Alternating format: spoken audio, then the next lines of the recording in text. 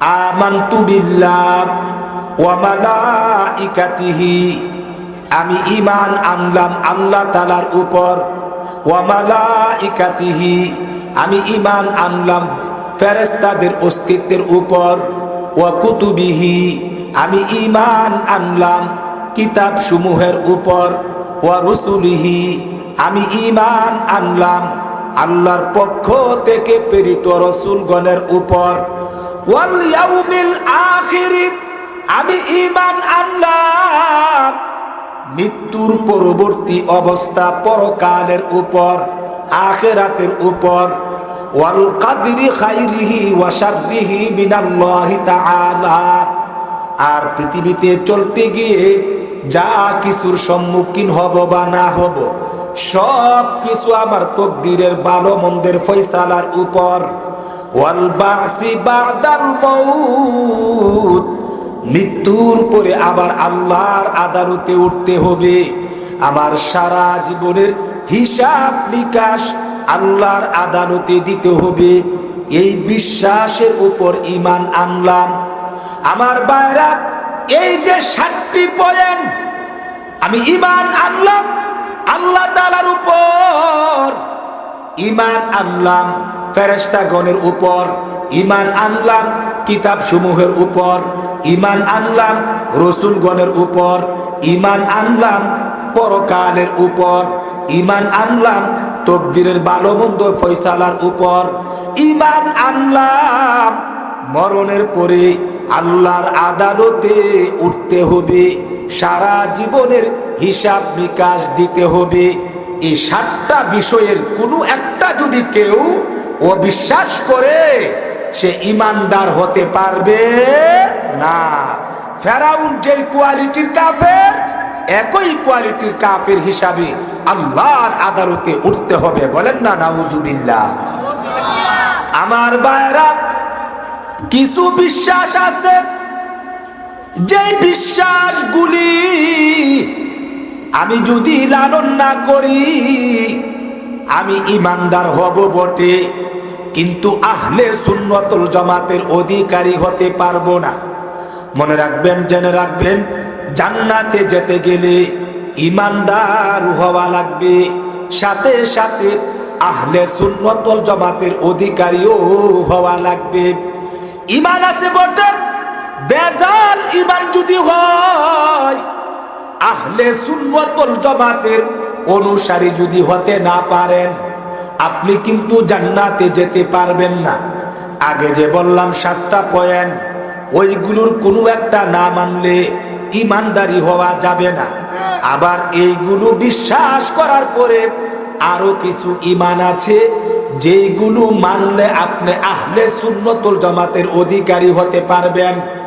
এর মধ্যে একটা হলো তামাম পৃথিবীর সমস্ত নবীগণ নিষ্পাপ, মাসুম, জন্মগতভাবে, সৃষ্টিগতভাবে, গঠনগতভাবে, মেজাজগতভাবে সমস্ত নবীগণ নিষ্পাপ, মাসুম। এই বিশ্বাস লালন করতে হবে। 2 নম্বর হলো সাহাবীদের ব্যাপারে আপনাকে আকীদা লালন করতে হবে। সমস্ত সাহাবা কেরাম জান্নাতি। 2 নম্বর হলো সমস্ত সাহাবা কেরাম মিয়ারে হক, সত্যের মাপকাঠি। 3 নম্বর হলো সমস্ত সাহাবা কেরাম তাদেরকে অন্ধভাবে অনুসরণ করতে হবে। অন্ধভাবে অনুসরণ করা যাবে, গোলামি করা যাবে, তাদের পথ মতে চলতে হবে। আদর্শ আইডল, আইকন বানিয়ে জীবন পরিচালনা করতে হবে। আরেকটা আকীদা হলো সাহাবায়ে কেরামকে সমালোচনার ঊর্ধ্বে মনে করতে হবে, তাদের দুশ্চর্চা করা যাবে না। এইগুলো হলো আহলে সুন্নাতুল জামাতের আকীদা। আমার ভাইরা, ঈমান বিশুদ্ধ আছে, কিন্তু আহলে সুন্নাতুল জামাতের অনুসারী না হইলে আপনাকে জাহান্নামে যেতে হবে। এবার জাহান্নামের শাস্তি ভোগ করার পরে পরবর্তীতে আপনি জান্নাতে যেতে পারবেন। কিন্তু আমি বুঝাইতে চাইলাম আমরা জান্নাতে যেতে চাই কি চাই না? জান্নাতে যেতে গেলে বিশুদ্ধ ঈমানদার হওয়া লাগবে। বিশুদ্ধ ঈমানদারের ব্যাখ্যা হলো, একটা ব্যাখ্যা হলো ওই 7 বিষয় ব্যাখ্যা বিশ্বাস করা লাগবে, সাথে সাথে আহলে সুন্নাত ওয়াল জামাতের অধিকারী হওয়া লাগবে। কথা ঠিক না বেঠিক? যদি আপনার এইগুলোর মধ্যে কোনো ঘাটতি হয় আপনি জান্নাতে যেতে পারবেন না। এর মধ্যে একটা হলো ইসমতে আম্বিয়া, আদালতে সাহাবা। 2টা পয়েন্টের উপরে কথা বলবো, খুব খেয়াল করে শুনবেন। ইসমতে আম্বিয়া, সমস্ত নবীগণ গুনাহগার নাকি মাসুম নিষ্পাপ? আরো জুড়ে বলেন, কি গুনাহগার নাকি নিষ্পাপ? বিশ্বাস লালন করতে হবে। আমাদের মধ্যে অনেক ভাইয়েরা বুঝে না বুঝে বিভিন্ন নবীদের ঘটনাকে সামনে এনে তারা বলতে চায়, বুঝাইতে চায় যে নবীরাও কি ভুল করে করতে পারে। যেমন আদম নবীকে বলছেন তুমি গাছের কাছেও যেও না, তিনি গাছের কাছে গিয়েছেন, ফল খেয়েছেন, আল্লাহ জান্নাত থেকে দুনিয়াতে নামিয়ে দিয়েছেন ইত্যাদি ঘটনাবলী তুলে ধরে তারা যে গুনাহ করেছে এগুলো বুঝাইতে চায়। কন্যা নাউজুবিল্লাহ। আমার ভাইয়েরা, সাহাবায়ে কেরামের ব্যাপারে বলা হয় রসুল খুদা কে সওয়া কিসি কো মিয়ারে হক না বানায়ে। আল্লাহর রসুলকে ছাড়া পৃথিবীর কোন সাহাবীকে মিয়ারে হক মানা যাবে না, এবং কিসি কো তানকিদ সে বালা তো না সমঝু, কাউকে সমালোচনার ঊর্ধ্বে মনে করা যাবে না। কিসি কো জহনি গুলামি মে মুবতালা না হু, এবং সাহাবায়ে কেরামকে অন্ধভাবে অনুকরণ করা যাবে না। এইরকম কথাও আমাদের অনেক মুসলিম ভাইয়েরা বলতে চায়, বুঝাইতে চায়, বিভিন্ন সাহাবীদের পরস্পরের মতানৈক্য ঘটনাবলী তুলে ধরে বুঝাইতে চায় সাহাবায়ে কেরাম গুনাহগার, সাহাবায়ে কেরাম এই করেছেন সেই করেছেন ইত্যাদি বলে। এই জন্য বিষয়টা অত্যন্ত জটিল।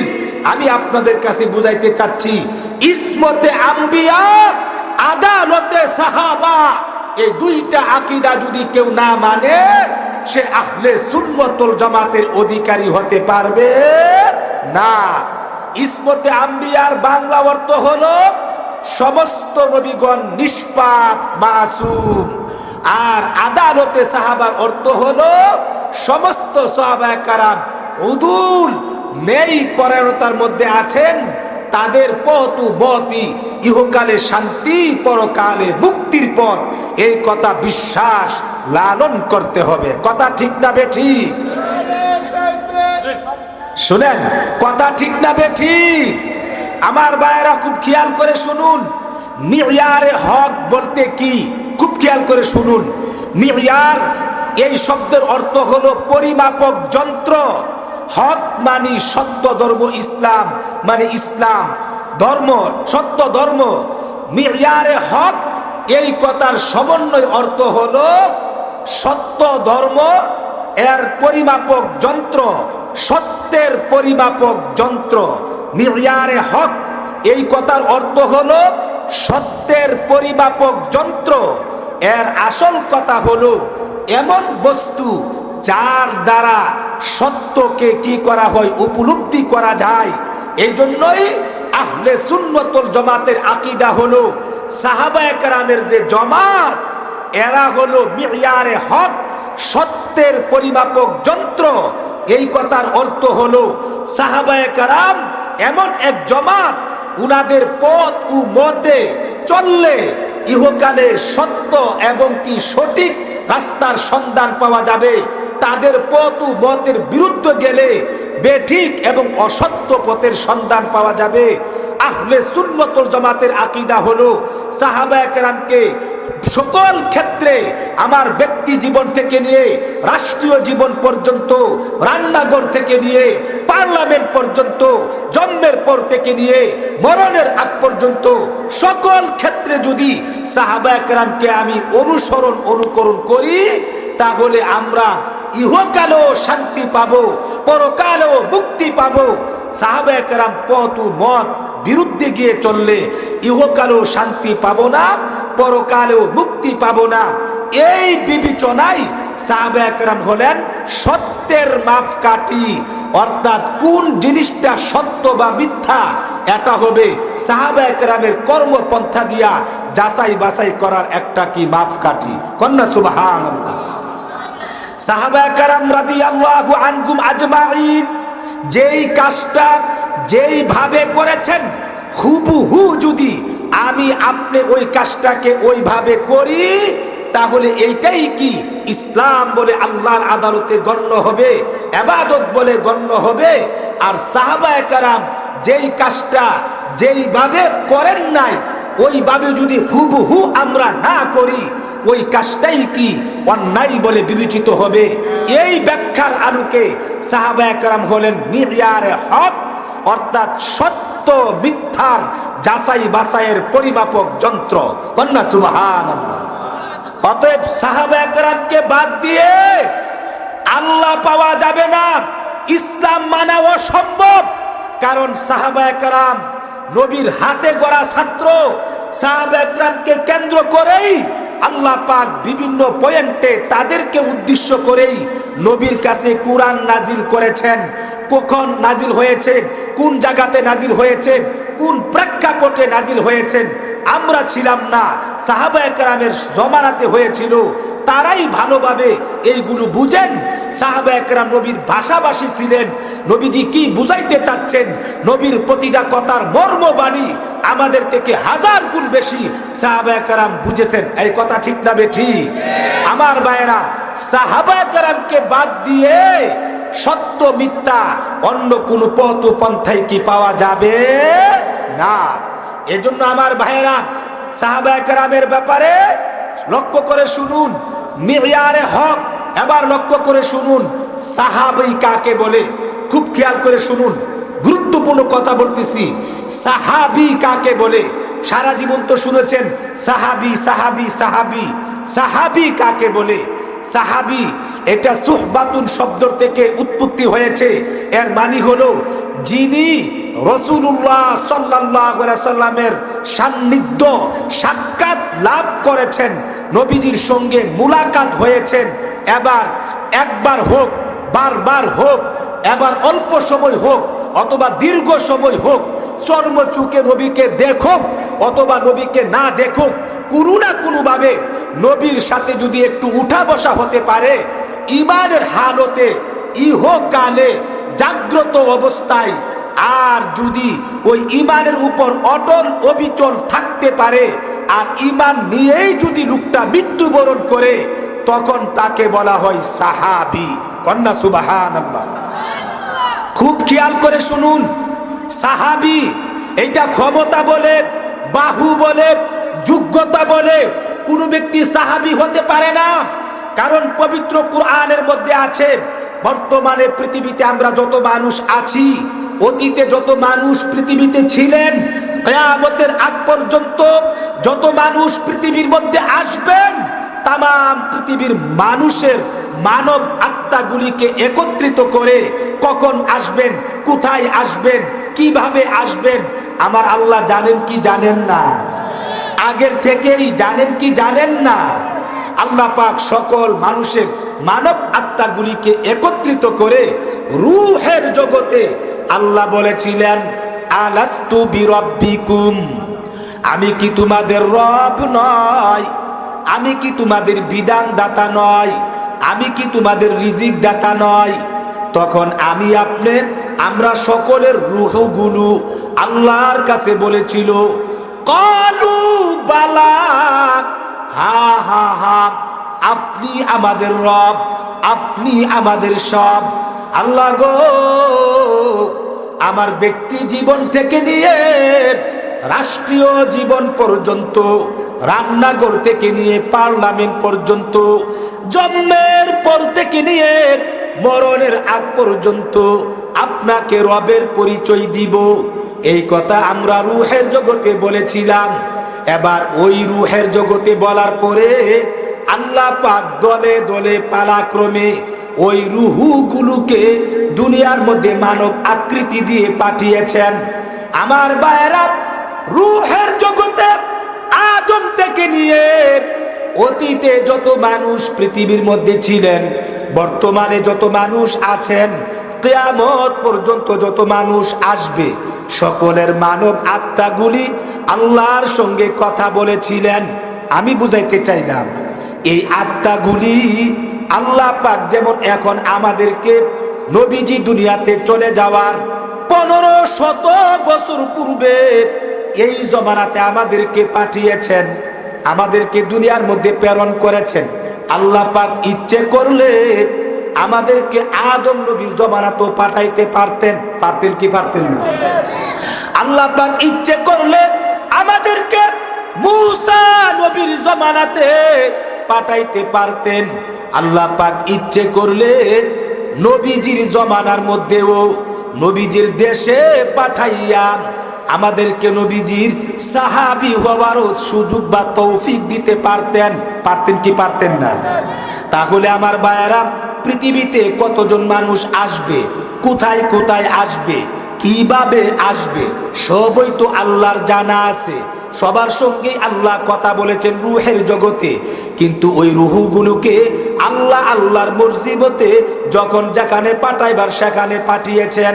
আমি বুঝাইতে চাইলাম, আল্লাহ সাহাবীদেরকে নবীজির যুগে ওই রূহগুলো পাঠাইয়া সাহাবিয়াতের মর্যাদা দেওয়ার সুযোগ করে দিয়েছেন। আমাদের ভাগ্যে নাই, তকদিরে নাই, এই জন্য আমরা হতে পারি নাই। আর কথা ঠিক না বেঠি? তাহলে বোঝা গেল, সাহাবী হওয়া, নবীর যুগের আগমনের ভাগ্য হওয়া, আবার নবীর প্রতি ঈমান আনার সৌভাগ্য হওয়া, এটা তকদিরই ফয়সালা। এজন্য বুঝাইতে চাইলাম, সাহাবী হওয়া এটা ইলেকশনে হয় না, এটা সিলেকশনে হয়, আল্লাহর পক্ষ থেকে নির্বাচিত হয়। কন্যা সুবহানাল্লাহ। এজন্য সাহাবী হওয়া এটা আল্লাহর পক্ষ থেকে নির্বাচিত হতে হয়।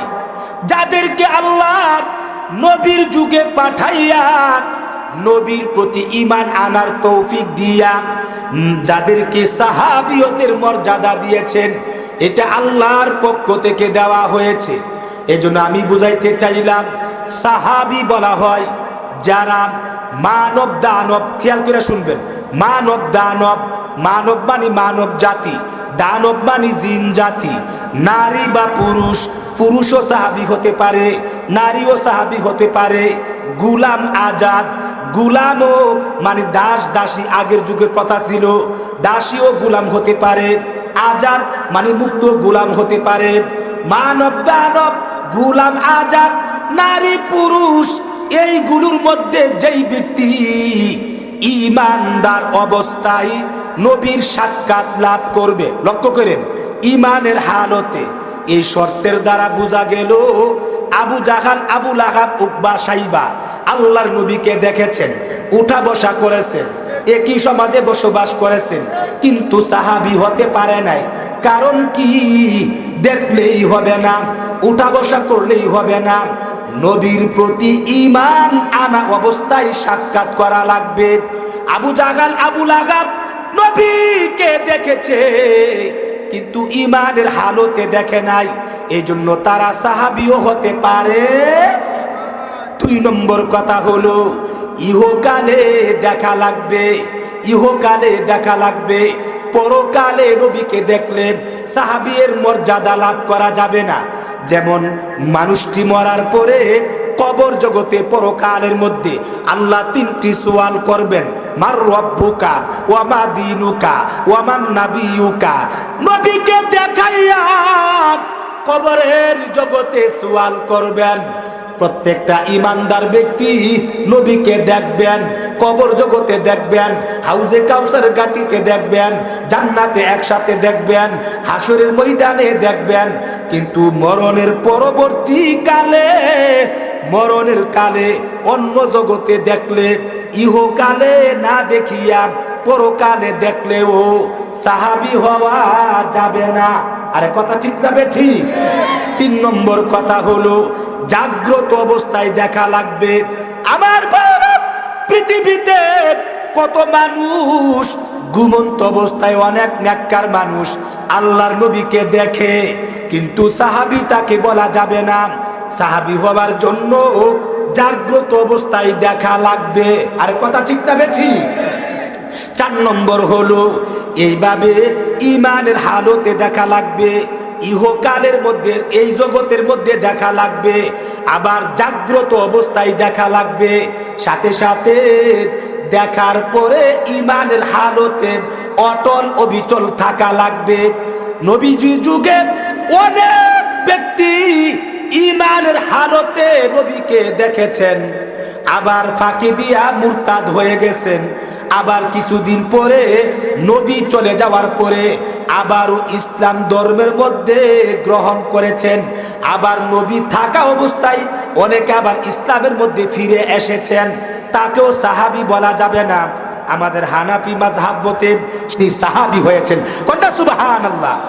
অপর দিক দিয়ে বুখারী শরীফের হাদিস, হযরত ওয়াইস আল কারনি, বিখ্যাত তাবিঈ, নবীর যুগ পেয়েছেন, ইমানদার হয়েছেন এবং সাহাবীদের সঙ্গে কথাবার্তা হয়েছেন, নেক আমল করেছেন, কিন্তু ওয়াইস আল কারনি নবীর সাক্ষাৎ লাভ করে নাই। ইহকালই তিনি ছিলেন, জাগ্রত অবস্থায় ছিলেন, নবীর প্রেমে দেওয়ানা ছিলেন, নবীর প্রতি ঈমানও এনেছেন, ঈমান নিয়েই তিনি কবরে গিয়েছেন, কিন্তু তিনি সুদূর ইয়ামান দেশে বসবাস করেছেন। নবীর সঙ্গে একসঙ্গে সুহবত, উঠা বসা হওয়ার সুযোগ উনার এক মুহূর্তের জন্য জীবনে ঘটে নাই। এই জন্য ওয়াইস আল কারনি সাহাবী হওয়ার মর্যাদাও লাভ করতে পারে নাই। আমি বুঝাইতে চাইলাম সাহাবিয়া এটা বিরাট বড় একটা মর্যাদা। এই জন্য সাহাবায়ে কেরামের ব্যাপারে আকীদা অত্যন্ত গুরুত্বপূর্ণ বিষয়। সাহাবায়ে কেরাম হলেন সত্যের মাপকাঠি। খেয়াল করে শুনুন সাহাবীদের ব্যাপারে আল্লাহ কি বলেছেন কোরআনের জায়গায় জায়গায়। যেমন সূরাতুল বাকারার 13 নং আয়াতের মধ্যে বলেছেন, ওয়া ইদা কিলা লাহুম আমিনু, আল্লাহ বলেন যখন কিলা লাহুম তাদেরকে বলা হলো, অর্থাৎ মক্কার মুনাফিকদেরকে যখন বলা হলো আমিনু তোমরা ঈমান আনো, কামা আমানান নাস, যেমন মানুষগুলো ঈমান এনেছে। বুঝে থাকলে বলুন, নবীজির যুগে মানুষগুলি যে ঈমান এনেছেন মানে সাহাবায়ে কেরাম। নবীর যুগে ঈমান এনেছেন কারা? আমরা না সাহাবায়ে কেরামে? আমরা না সাহাবায়ে কেরাম? তাহলে আল্লাহ আয়াতে কি বলেছেন? সূরাতুল বাকারার 13 নং আয়াতে আল্লাহ বলছেন, ওয়া ইদা কিলা লাহুম, যখন মক্কার মুনাফিকদেরকে বলা হলো আমিনু, ও মুনাফিকের দলেরা তোমরা ঈমান আনো, কামা আমানান নাস, যেমনি ভাবে মানুষেরা ঈমান এনেছে। কোরআন নাজিলের সময়ে মানুষগুলি মানে সাহাবায়ে কেরাম যে ঈমান আনছে তাদের মতো ঈমান আনো। তখন আল্লাহর এই কথা শুনে মক্কার মুনাফিকরা বলেছেন, কালু আনুমিনু, আমরাও কি ঈমান আনবো, কামা আমানাস সুফাহা, যেমনি ভাবে এই বেকুফেরা ঈমান এনেছে। কন্না নাউজুবিল্লাহ। মুনাফিকরা বলে সাহাবায়ে কেরাম নাকি বেকুফ। নিশ্চয়ই মক্কার মুনাফিকরা তারাই হলো বেকুফ, ওয়ালাকিন লা ইয়ালামুন, এরা যে নিজেরাই বেকুফ এই কথা তারা নিজেরাই বুঝে না। কন্যা সুবহানাল্লাহ। ভাই শুনেন, আরে জরুরি কথা লক্ষ্য করে শুনুন, আজকের আমলের কথা বলতেছি। তাহলে আয়াতের মাধ্যমে আল্লাহ পাক বুঝাইতে চাইলেন, এ দুনিয়ার মানুষ, তোমরা যদি পরকালে নাজাত পেতে চাও, পরকালে মুক্তি পেতে চাও, ইহকালে শান্তি পেতে চাও, আমিনু তোমরা ঈমান আনো, তোমরা নেক আমল করো, তোমরা ইসলাম গ্রহণ করো, কামা আমানান নাস, যেমনি ভাবে সাহাবায়ে কেরাম ঈমান এনেছে। তাহলে বোঝা গেল সাহাবায়ে কেরামের ঈমান, সাহাবায়ে কেরামের আমল আমাদের জন্য কষ্টি পাথর, আমাদের জন্য মাপকাঠি। যদি সাহাবায়ে কেরাম যেইভাবে ঈমান এনেছে, সাহাবায়ে কেরাম যেইভাবে আমল করেছে, হুবহু যদি আমরাও তাদের মতো ঈমান আনি, তাদের মতো করে আমলগুলি করি, ইহকালেও শান্তি পাবো, পরকালেও মুক্তি পাবো। এই কথা আল্লাহ কুরআনে বলেছেন। যদি সাহাবায়ে কেরামকে যদি আদর্শের মাপকাঠি না বানা হতো, সাহাবায়ে কেরাম যদি সত্য মিথ্যার যাচাই বাছাইয়ের মাপকাঠি স্কেল যদি না হতো, আল্লাহ কুরআনে কেন বললেন তোমরা ঈমান আনো সাহাবায়ে কেরামের ঈমান আনার মতো? কন্যা সুবহানাল্লাহ। আল্লাহ তো বলতে পারতো তোমরা ঈমান আনো এমনে বা সেমনে বা এইভাবে, একটা নমুনা বলতে পারতেন। ডাইরেক্ট বলে দিয়েছেন সাহাবায়ে কেরাম যেইভাবে ঈমান এনেছে, যেই বিষয়ে যেইভাবে ঈমান এনেছে, যেই আমলটা যেইভাবে করেছে, হুবহু যদি তোমরা এইভাবে ঈমান আমল আনতে পারো, তোমরা ঈমানদার বলে গণ্য হবে। আর তাদের পথু মতে তাদেরকে আইডল, আইকন, আদর্শ, অনুকরণীয় ব্যক্তিত্ব না বানাইয়া তোমরা যদি ঈমান আনো, এই ঈমান আমি আল্লাহর কাছে ঈমান বলে গণ্য হবে না। কন্যা সুবহানাল্লাহ। এই আয়াতের দ্বারা কি বোঝা গেল? সাহাবায়ে কেরাম হলেন মিয়ারে হক, কারণ তাদের মতো করে ঈমান আনতে বলেছেন। তাদের মতো আনতে পারলেই আমাদের ঈমান ঈমান বলে গণ্য হবে। তাদের মতো না হইলে এটা ঈমান বলে গণ্য হবে না। অতএব আমার ঈমানটা সঠিক না বেঠিক, আমার আমলটা সঠিক না বেঠিক, এটা যাচাই বাছাইয়ের মাপকাঠি হলো সাহাবায়ে কেরামের কর্মপন্থা, তাদের জীবন আদর্শ, তাদের তরিকা, তাদের পদ্ধতি, তাদের নিয়ম সিস্টেম। এই জন্যই তাদের মতো ঈমান আনার জন্য আল্লাহ কোরআনে হুকুম দিয়েছেন। কোন সুবহানাল্লাহ। আমার ভাইয়েরা, শুধু তাই না, সাহাবায়ে কেরামের ব্যাপারে আলোচনা করতেছি। সূরাতুল ফাতিহাতে আল্লাহ পাক আমাদেরকে দোয়া শিক্ষা দিয়েছেন। একজন মুমিন মুসলমান প্রতিদিন কমপক্ষে 32 বার এই দোয়াটা করা লাগে। 32 বার বাধ্যতামূলক করা লাগে। যেমন 17 রাকাতের 17 ফরজ, 3 রাকাত বেতের, আর 12 রাকাত সুন্নতে মুআক্কাদা, 17 3 20, 12 মানি আর 32। এই নামাজগুলি ফরজ, ওয়াজিব, সুন্নতে মুআক্কাদা প্রত্যেকটা আদম সন্তান উম্মতে মুসলিমা পড়তেই হবে, বাধ্যতামূলক। প্রত্যেক নামাজে প্রতি রাকাতে সূরাতুল ফাতিহা পড়তে হয় কি হয় না? আরো জোরে বলেন, হয় কি হয় না? অনেকে তো আরো বেশি করে আওয়াবিন পড়ে, এশরাক পড়ে, চাশতে পড়ে, তাহাজ্জুদ পড়ে, এমনি নফল নামাজ পড়ে। নামাজ পড়তে গেলে প্রতি রাকাতে সূরাতুল ফাতিহা পড়াই লাগে। কিন্তু অন্যগুলো বাদ দেন, ফরজ না পড়া তো উপায় নাই, বেতের ওয়াজিব না পড়া তো উপায় নাই, সুন্নতে মুআক্কাদা গুলি না পড়ে তো উপায় নাই। এজন্য একজন মানুষ প্রতিদিন 32 রাকাত নামাজ পড়তেই হয়। 32 রাকাত নামাজে প্রত্যেকবার সূরাতুল ফাতিহা পড়ার মাধ্যমে আমরা এইভাবে দোয়াটা করি, ইহদিনাস সিরাতাল মুস্তাকিম সিরাতাল্লাযীনা আন'আমতা আলাইহিম গায়রিল মাগদুবি আলাইহিম ওয়ালাদ-দাল্লিন। পড়ি কি পড়ি না? কন্যা পড়ি কি পড়ি না? তাহলে এই দোয়াটার অর্থ কি? আমরা নামাজের মধ্যে বলি ইহদিনাস সিরাতাল মুস্তাকিম, অর্থ হলো হে আল্লাহ আপনি আমাদেরকে সিরাতে মুস্তাকিমের পথে প্রদর্শিত করুন, সিরাতে মুস্তাকিমের রাস্তা দেখান। এরপরে আমরা বলি সিরাতাল্লাযীনা আন'আমতা আলাইহিম, আল্লাহ ওই সমস্ত মানুষের রাস্তা যাদের প্রতি আপনি নিয়ামত বর্ষণ করেছেন। গায়রিল মাগদুবি আলাইহিম, আল্লাহ ওই সমস্ত লোকদের রাস্তা আমরা চাই না যাদের প্রতি আপনার গজব পতিত হয়েছেন। উদ্দেশ্য হলো ইহুদি জাতি, ওয়ালাদ-দাল্লিন, যারা বিভ্রান্ত হয়েছে। উদ্দেশ্য হলো নাসারা জাতি। কেমন যেন প্রতি রাকাতে রাকাতে নামাজে দাঁড়ায়া দোয়া করি, আল্লাহ আপনি আমাদেরকে সিরাতে মুস্তাকিমের রাস্তা দেখান, সহজ সরল পথ দেখান। সহজ সরল পথ কোন পথরাম? জবাবে আমরা আবার বলি, যাদের প্রতি আপনি নিয়ামত বর্ষণ করেছেন। কাদের প্রতি নিয়ামত বর্ষণ করেছেন? আরেক আয়াতে আল্লাহ বলেন, উলাইকাল্লাযীনা আনআমাল্লাহু আলাইহিম মিনান নাবিয়্যিন ওয়াস-সিদ্দীকিন ওয়াশ-শুহাদা ওয়াস-সালিহিন। আয়াতের অর্থ হলো, সূরাতুল ফাতিহাতে আমরা বলেছি, আল্লাহ যাদেরকে আপনি পুরস্কৃত করেছেন, যাদের প্রতি আপনি নিয়ামত দিয়েছেন, এমন ব্যক্তিদের রাস্তাটা দেখায়া দেন।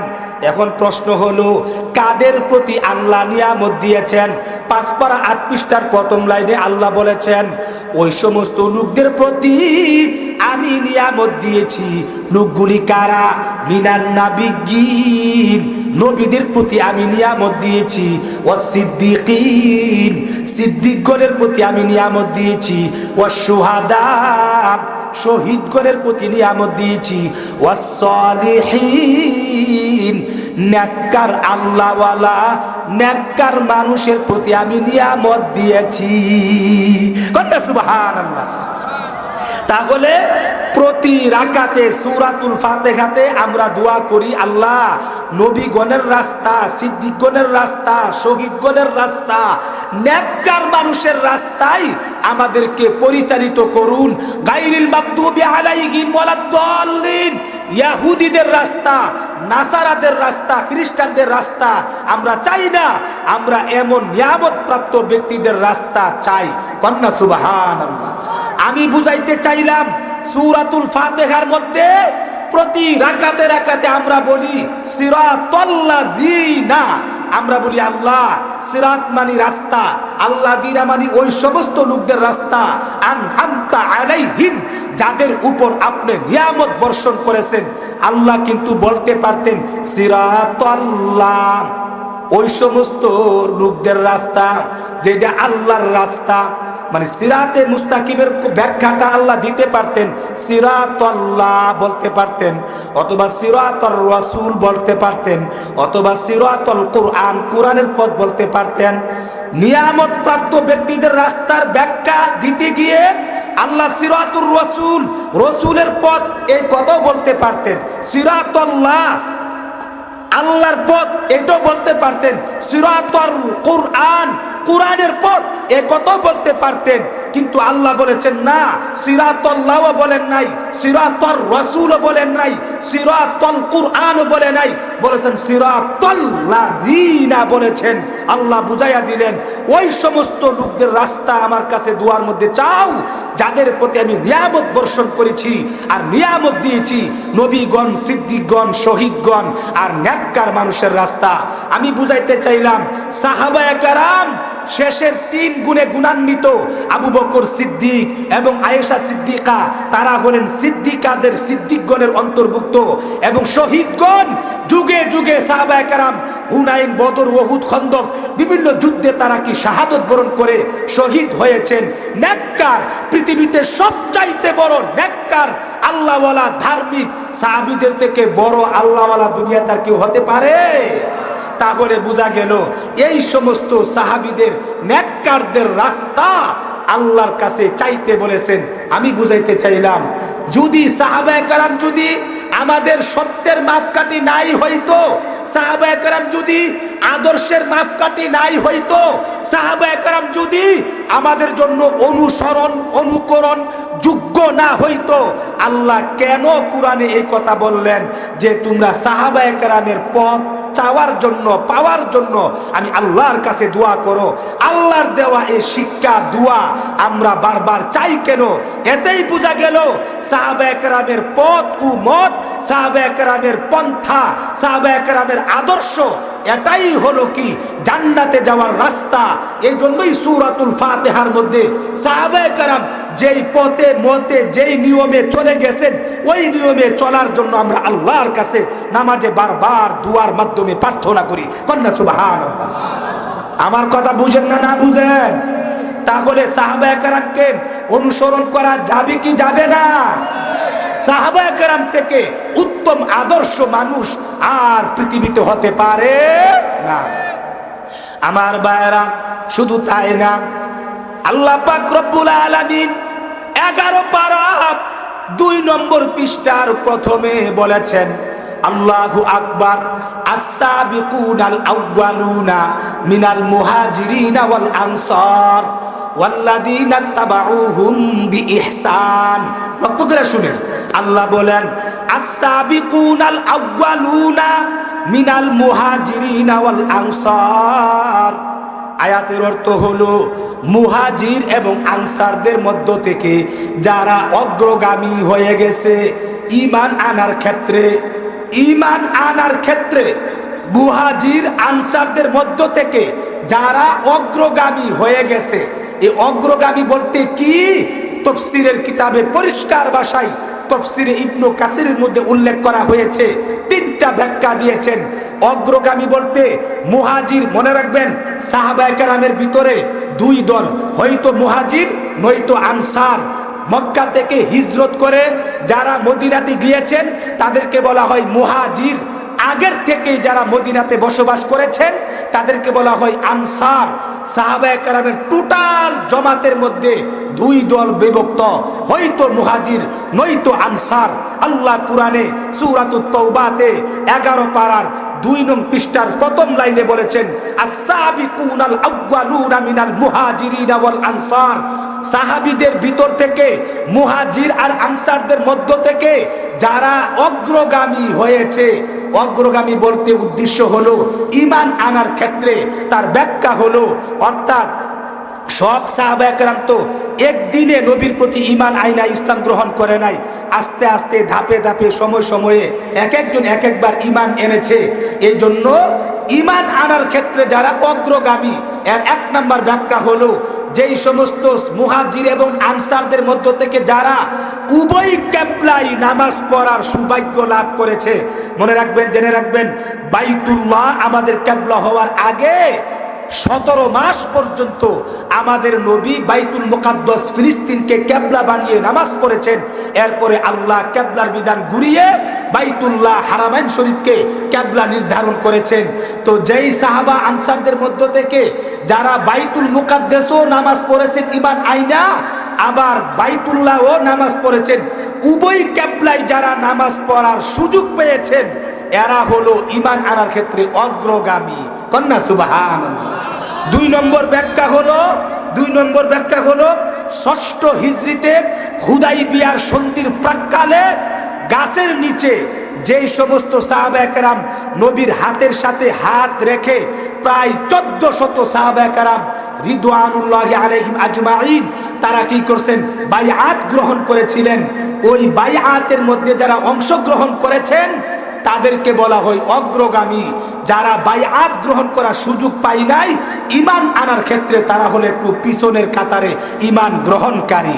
3 নম্বর ব্যাখ্যা হলো 8ম হিজরিতে বাইতুল্লাহ যখন মক্কা বিজয় লাভ করেছে, যারা মক্কা বিজয়ের আগে ঈমান এনেছেন তারা হলেন অগ্রগামী, আর যারা মক্কা বিজয়ের পরে 8ম হিজরির পরে গিয়া ঈমান এনেছেন তারা হলো ঈমান আনার ক্ষেত্রে কি পিছনে ঈমান গ্রহণকারী।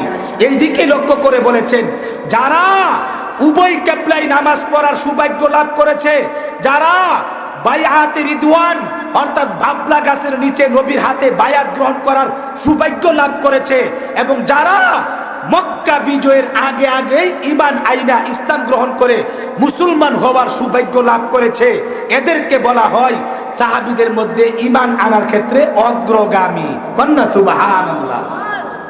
এবার আল্লাহ কুরআনে বলেন, ওয়াল্লাযীনা তাবাউহুম বিইহসান।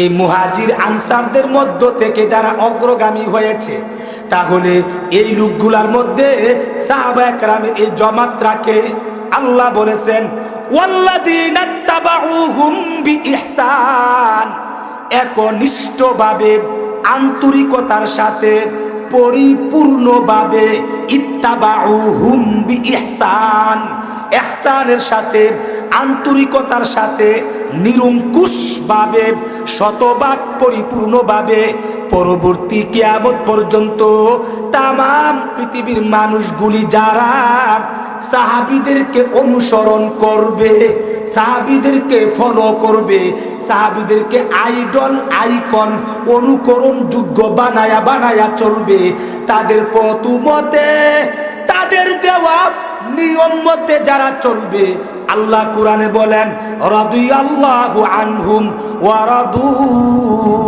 আন। আল্লাহ বলেন সাহাবীদের প্রতি, মুহাজিরদের প্রতি, আনসারদের প্রতি, মুহাজির আর আনসার এই সাহাবীদেরকে যারা নিষ্ঠার সঙ্গে অনুসরণ করবে তাদেরও প্রতি আল্লাহ বলেন আমি চির সন্তুষ্টির ঘোষণা দিয়েছি। কন্যা সুবহানাল্লাহ, কোরআনের কথা। তাহলে বোঝা গেল এরপর আল্লাহ কি বলেন?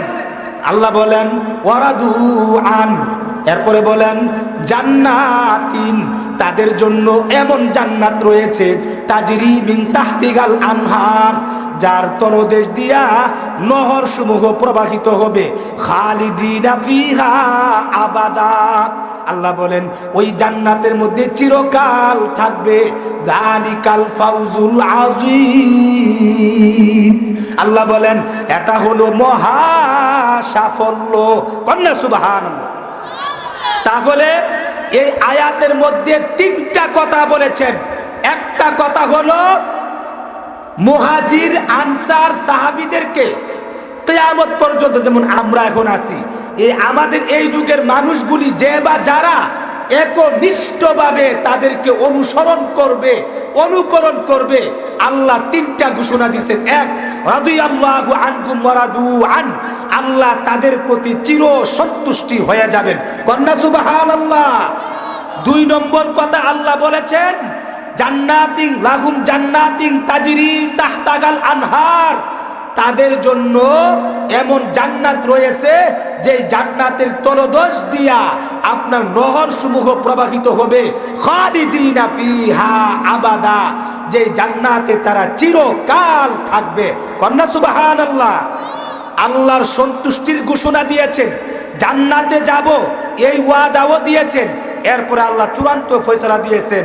আল্লাহ বলেছেন যালিকাল ফাউজুল আযীম, এটাই হলো মহা সাফল্য এবং বড় সফলতার ঘোষণাও আল্লাহ কোরআনে দিয়েছেন। কন্যা সুবহানাল্লাহ। আমি আপনাদের কাছে জানতে চাই যে আল্লাহ কোরআনের মধ্যে বলেছেন মুহাজির আর আনসার, বুঝে থাকলে বলুন মুহাজির কে আমি আপনি না সাহাবায়ে কেরাম? আনসার কি আমি আপনি না সাহাবায়ে কেরাম? আল্লাহ বুঝাইলেন মুহাজির আর আনসারদের মধ্য থেকে সাবিকুনে আউয়ালিন, যারা উভয় কিবলায় নামাজ পড়ার সৌভাগ্য অর্জন করেছে, যারা হুদাইবিয়ার সন্ধির আগে ইসলাম গ্রহণ করার সৌভাগ্য পেয়েছে, যারা বাইতুল্লাহ মক্কা বিজয়ের আগে আগে ইসলাম গ্রহণ করার সৌভাগ্য পেয়েছে, এমন সাহাবীদেরকে যারা নিষ্ঠার সঙ্গে অনুসরণ করবে, তাদেরকে ফলো করে চলবে, তাদেরকে আইডল আইকন বানিয়ে তাদেরকে মডেল বানায়া যারা যারা চলবে, আল্লাহ কোরআনে তিনটা কথা বলেছেন। এক, এই লোকগুলার প্রতি আমি চির সন্তুষ্টির ঘোষণা দিলাম। দুই, এদের জন্য জান্নাত চিরকালের জন্য বরাদ্দ দিলাম। তিন, এরা মহা সাফল্য পেয়ে গেছে, এই ঘোষণা দিয়া দিলাম। কন্যা সুবহানাল্লাহ। তাহলে সাহাবায়ে কেরাম যদি সত্যের মাপকাঠি নাই হইতো, আল্লাহ কেন এই কথা বললেন? যারা কিয়ামত পর্যন্ত আনেওয়ালা উম্মতেরা সাহাবীদেরকে আইডল বানায়া নিষ্ঠার সঙ্গে তাদের পথ মতে, তাদের দেওয়া নিয়ম মতে, তরিকা মতে, তাদের সিস্টেম মতে ঈমান, আমল, নামাজ, রোজা, হজ, যাকাত, ব্যক্তি জীবন, রাষ্ট্রীয় জীবন, পারিবারিক জীবন, সব ক্ষেত্রে তাদের মতো যারা কি ইহসানের সাথে অনুসরণ করবে, এদের জন্য এই জান্নাত ওয়াদা সবকিছু করেছেন। এতই তো বোঝা যায় সাহাবায়ে কেরাম ভুলের মধ্যে ছিলেন না। ভুলের মধ্যে থাকলে আর এই ভুল লোকগুলারে মানলে আমার কপালে জান্নাতের কথা আল্লাহ বলতেন না।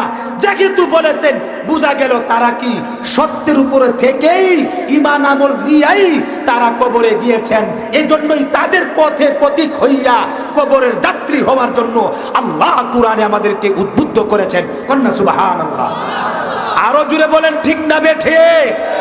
এই জন্য কথা সাবধান, সাহাবায়ে কেরামের ব্যাপারে কোনো আপুস নাই। সাহাবায়ে কেরাম হলেন সত্যের মাপকাঠি, অর্থাৎ সাহাবায়ে কেরাম কোনো অবস্থাতেই তাদের ব্যাপারে কোনো কিরকাল করা যাবে না। অনেকে বোঝাইতে চায়, জানেন সাহাবায়ে কেরাম কি? এদের যে হৃদয়টাকে, হুম রিজাল নাহনু রিজাল, আমরাও মানুষ, সাহাবায়ে কেরামও কিন্তু মানুষ, কিন্তু মানুষে মানুষের ব্যবধান। আল্লাহ কোরআনে তাদের ব্যাপারে প্রশংসার কথা বলেছেন ইন্নাল্লাযীনা ইয়াগুদ্দুনা আসওয়াতাহুম ইনদা রাসূলিল্লাহ উলাইকাল্লাযীনা ইমতাহানাল্লাহু কুলুবাহুম লিত্তাকওয়া। এই উঠবেন না কেউ, দোয়া হয়ে যাবে এক্ষুনি। আল্লাহ বলেছেন সাহাবায়ে কেরামের অন্তরটাকে আমি আল্লাহ তাকওয়ার জন্য পরীক্ষা নিয়েছি।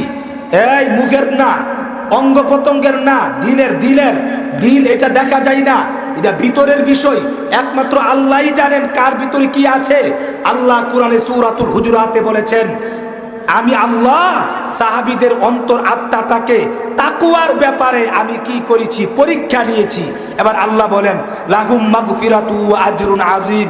সাহাবীদেরকে পরীক্ষা নেওয়ার পরে আমি ঘোষণা দিলাম তাদের জন্য রয়েছে মাগফিরাত, মানে মাগফিরাতের ঘোষণা, ওয়া আজরুন আযীম আই আল জান্নাহ, জান্নাতের ঘোষণা। কন্যা সুবহানাল্লাহ। আচ্ছা, সাহাবায়ে কেরামের অন্তরের পরীক্ষা নেওয়ার পরে তাদের অন্তরটা যদি কুলুষিত থাকতো, তাদের অন্তরটা যদি খারাপই থাকতো, তাহলে তাদের জন্য মাগফিরাতের আর জান্নাতের পুরস্কারের কথা বলতেন না। পরীক্ষা নেওয়ার পরে বোঝা গেল আল্লাহর পরীক্ষাতে তারা ফাঁস করেছেন, মানে তাদের আত্মাটা হলো পুত পবিত্র আত্মা। এই আত্মার মধ্যে নাপাকি গান্দিগি ছিল না, নিষ্কুলুষ আত্মা। এই জন্য আত্মার পরীক্ষা নিয়ে আল্লাহ ঘোষণা করেছেন আমি তাদের জন্য পরীক্ষাতে ফাঁস করার কারণে আমি আল্লাহ তাদের জন্য জান্নাতের ওয়াদা দুনিয়াতে থাকতেই দিয়েছি। কন্যা সুবহানাল্লাহ। আরেক আয়াতে আল্লাহ বলেছেন ওয়াকুল্লাহু ওয়া'আদাল্লাহুল হুসনা আই আল জান্নাহ। প্রত্যেকটা সাহাবীর জন্য দুনিয়াতে থাকা অবস্থায় আমি কোরআনে বিধান নাজিল করেছি আমার কোনো একটা সাহাবীও জাহান্নামে যাবে না, তারা মরণের সাথে সাথে আল্লাহর তৈরি জান্নাতে চলে যাবে। কন্যা সুবহানাল্লাহ। কোরআনের ওয়াদা। শুধু তাই না, সাহাবায়ে কেরামের প্রশংসার ব্যাপারে আল্লাহ কোরআনে সূরাতুল হুজুরাতে আরেক জায়গাতে বলেছেন ওয়ালাকিন্নাল্লাহা হাব্বাবা ইলাইকুমুল ঈমান। আল্লাহ বলেন আমি আল্লাহ সাহাবীদের অন্তরের মধ্যে ঈমানটাকে পছন্দনীয় বানিয়ে দিয়েছি। ওয়ালাকিন্নাল্লাহা হাব্বাবা ইলাইকুমুল ঈমান ওয়া যায়্যানাহু ফি কুলুবিকুম। আর তাদের অন্তরটাকে ঈমানের আলো দিয়ে, লক্ষ্য করেন আল্লাহ বলতেছেন ওয়া যায়্যানাহু ফি কুলুবিকুম, সাহাবায়ে কেরামের অন্তরটাকে ঈমানের আলো দিয়ে আমি সুসজ্জিত করেছি। কন্যা সুবহানাল্লাহ। শব্দ দেখেন, আল্লাহ বলতেছেন সাহাবায়ে কেরামের ঈমানটাকে আমি, সাহাবায়ে কেরামের কলবের মধ্যে ঈমান আমলটাকে আমি পছন্দনীয় বানিয়ে দিয়েছি। এরা ঈমান আমল ছাড়া কিছুই বুঝে না। আল্লাহ কোরআনে বলেছেন সাহাবায়ে কেরামের অন্তরের জায়গাটাকে, কলবটাকে, আত্মাটাকে ঈমানের আলো দিয়ে সুসজ্জিত করে সাজিয়ে দিয়েছি। এরপরে আল্লাহ বলেন ওয়া কাররাহা ইলাইকুমুল কুফরা। সাহাবীদের অন্তরের মধ্যে কুফরি কাজটাকে আমি অপছন্দনীয় করে দিয়েছি। ওয়াল ফুসুকা, ফাসিকি কাজকে আমি অপছন্দনীয় করে দিয়েছি। ওয়াল ইসয়ানা, আমি তাদের অন্তরের মধ্যে আল্লাহর নাফরমানি কি জিনিস, এই জিনিসটাকে ঘৃণার পাত্র বানিয়ে দিয়েছি। এরপর আল্লাহ বলেন উলাইকা হুমুর রাশিদুন। আমার সব সাহাবায়ে কেরাম হেদায়েতের উপর প্রতিষ্ঠিত। কন্যা সুবহানাল্লাহ। যেই আল্লাহ কোরআনের মধ্যে বললেন যে সাহাবায়ে কেরাম ঈমানকে তাদের জন্য পছন্দনীয়, ঈমানটাকে, কলবটাকে ঈমান দ্বারা সুসজ্জিত করে দিয়েছি, তারা ফাসিকি, নাফরমানি, কুফরিকে অপছন্দ করে। এদের আত্মাটার ব্যাপারে আল্লাহ কোরআনে রেকর্ড করেছেন কথাগুলি। কত ভালো প্রশংসার কথা বললেন। এরা গুনাহ কি জিনিস জানে না, বুঝে না। সেই সাহাবীদের যদি দুশ্চর্চা করেন আল্লাহর আয়াতের বিরুদ্ধে হবে কি হবে না?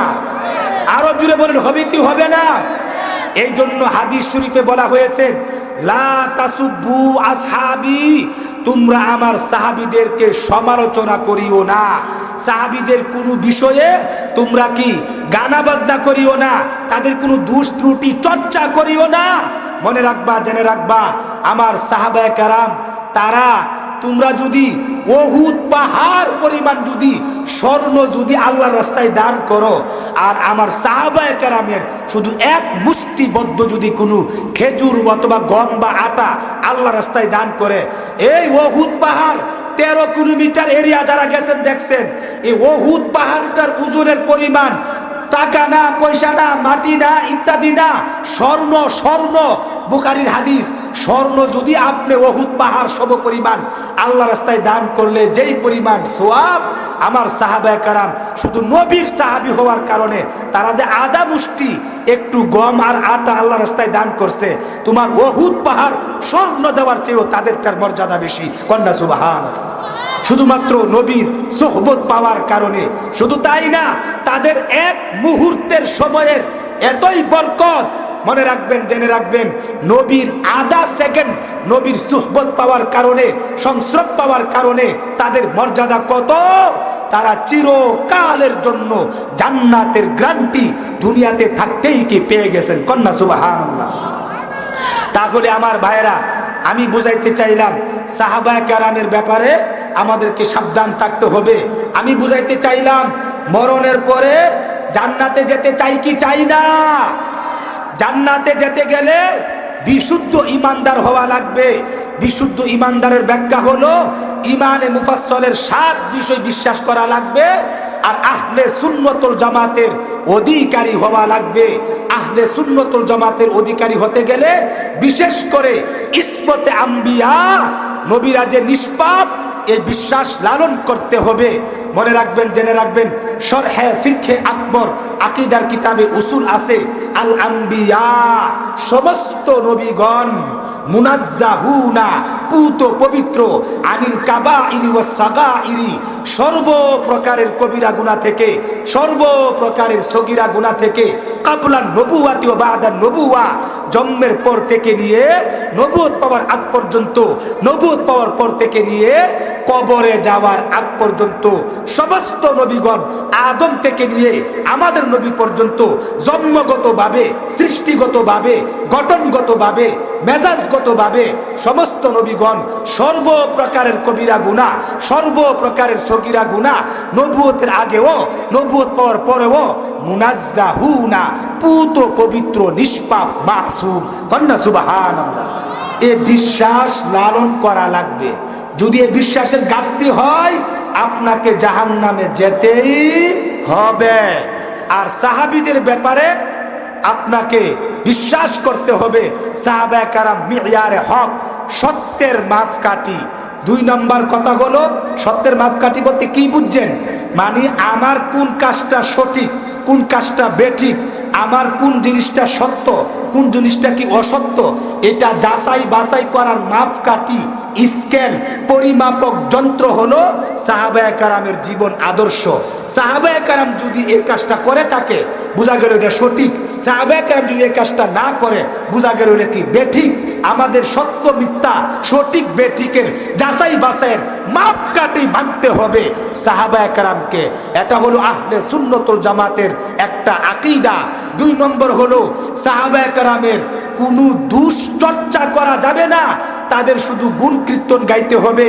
কোনো দুষ আলোচনাতেই আনা যাবে না, তাদের সমালোচনা করা যাবে না। তাদের ত্যাগ, কুরবানি, ঈমান, আমলের মর্যাদাহানি হয় এমন কথা বলা যাবে না। 3 নম্বর হলো সাহাবায়ে কেরামকে